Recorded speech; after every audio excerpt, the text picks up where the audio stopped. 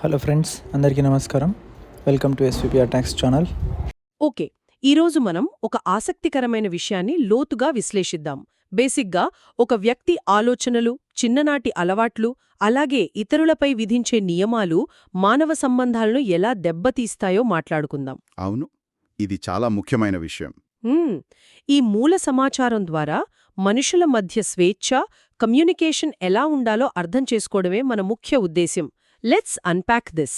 ఇక్కడ ఆసక్తికరమైన విషయం ఏంటంటే, సమాజం మనపై రుద్దే నియమాలకు, మనం ఎదుటివారిపై రుద్దే నియమాలకు మధ్య ఉన్న ఆ సున్నితమైన గీతను అర్థం చేసుకోవడం. కరెక్ట్. ముందుగా ఈ కండిషనింగ్ గురించి మాట్లాడితే, అంటే పుట్టినప్పటి నుండి పెద్దలు చెప్తుంటారు కదా, ఇలాగే కూర్చోవాలి, గట్టిగా మాట్లాడొద్దు అని. అవును, ఆ మాటలు మన మెదడులో నాటుకుపోతాయి. సో ఇతరుల ఆలోచనలు మనలో ఇలా స్థిరపడటాన్నే కండిషనింగ్ అంటారు కదా.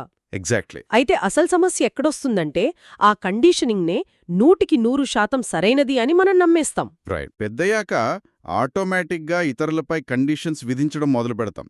ఉదాహరణకు, గ్లాసు కింద పెడితే అస్సలు శబ్దం రాకూడదు, వస్తువులు అక్కడే ఉండాలి అని శాసించడం అన్నమాట. అంటే ప్రేమ, గౌరవం, బాధ్యత అనే పేర్లతో ఇతరులను కంట్రోల్ చేస్తుంటాం. అవును. ఇది ఎలా ఉందంటే, ఒక మొక్క పెరగడానికి నీళ్లు కావాలి కదా అని అతిగా నీళ్లు పోసి ఆ మొక్కను చంపేయడం లాంటిది కదా. 100% నిజం. అతి క్రమశిక్షణ వల్ల ఒక మనిషి వ్యక్తిత్వం పూర్తిగా దెబ్బతింటుంది. ఇద్దరు మనుషుల మధ్య సమానత్వం లేనప్పుడు ఆ ఇల్లు ఒక జైలుగా మారిపోతుంది. జైలాగా? బాబోయ్! అవునండి. ఎదుటివాళ్లు కేవలం భయంతో నటిస్తారుగాని వాళ్ళ ఒరిజినల్ క్యారెక్టర్తో సహజంగా ఉండలేరు.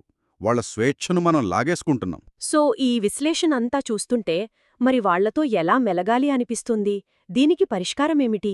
సింపుల్ అండి. నువ్వు మారితీరాలి అని కండిషన్ పెట్టకూడదు.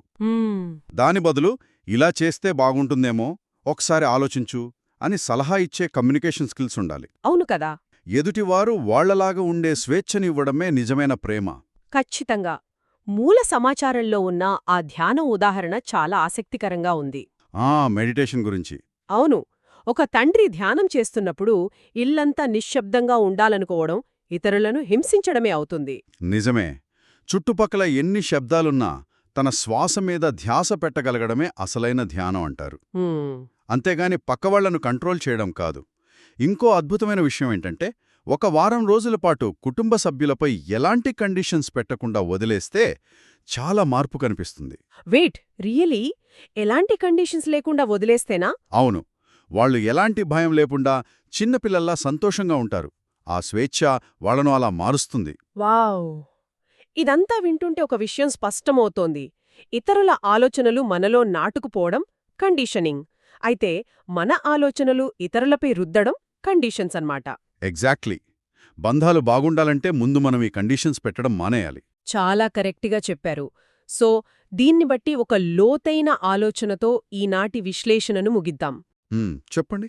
ఒకవేళ మనం అత్యంత ఇష్టపడే వారిపై ఉన్న అన్ని నియమాలను, కండీషన్స్ను పూర్తిగా తొలగిస్తే, బహుశా అప్పుడే మొదటిసారిగా ఎలాంటి కల్తీలేని ఆ స్వచ్ఛమైన ప్రేమ అంటే ఏమిటో మనకు అనుభవంలోకొస్తుందేమో. ఆలోచించండి.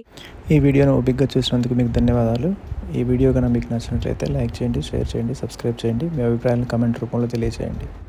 మళ్ళీ ఇంకో ఇంట్రెస్టింగ్ టాపిక్తో మళ్ళీ కలుద్దాం.